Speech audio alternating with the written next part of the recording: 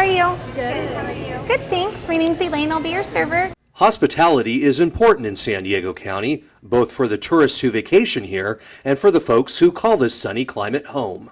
Ladies, do you mind if I see your IDs, please? Restaurants, bars, nightclubs, grocery stores, and neighborhood markets are all part of the essential fabric of our community, providing food and places to socialize. Alcohol sales and service are often a part of these business operations. In fact, there are nearly 7,400 alcohol licenses in the county.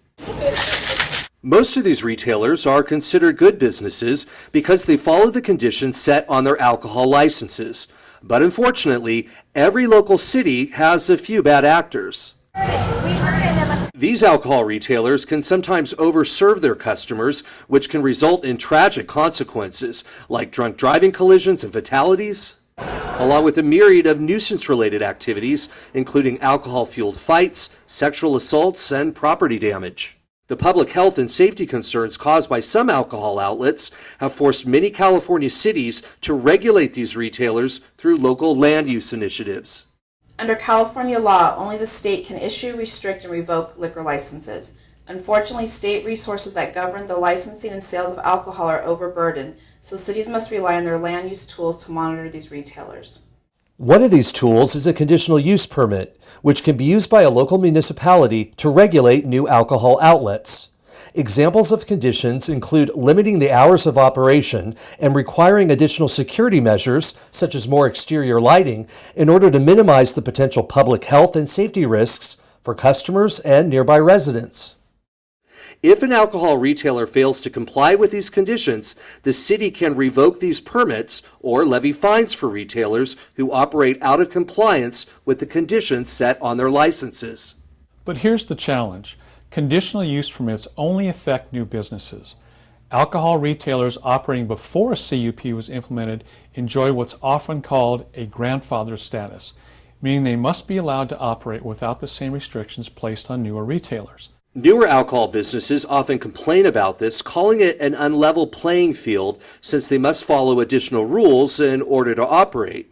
The lack of authority over these grandfathered outlets has prompted El Cajon and almost 24 other California cities to enact deemed approved ordinances, or DAOs, to establish authority over existing alcohol outlets. A DAO establishes a set of public nuisance standards that grandfathered outlets must follow in order to maintain their permits. These standards promote successful business practices for economic growth, community safety, and quality of life for visitors and residents alike. Retailers that fail to maintain these higher standards often generate a disproportionate number of alcohol-related crimes and police calls for service. If an alcohol retailer is a habitual violator of municipal performance standards, the city can renegotiate its conditional use permit or close the problematic outlet by revoking its deemed approved status. This is what our unit's all about, inspections and education. Some of the most successful DAOs in California also include an education component with a dedicated compliance officer who visits the retailers to ensure their employees are complying with their performance standards and attending responsible beverage sales and service training. We see a great benefit when we have people properly trained. We know every one of you want to do that job responsibly, but you need some tools to be able to do that job responsibly. Municipalities can mandate this training for the managers and staff of alcohol retailers to teach them how to properly check various forms of ID to prevent underage drinking. But there's one program that I want to make sure you have a complete understanding of. It's a minor decoy program. Participants also learn about the liability laws for over-serving alcohol and how to prevent serving already intoxicated customers.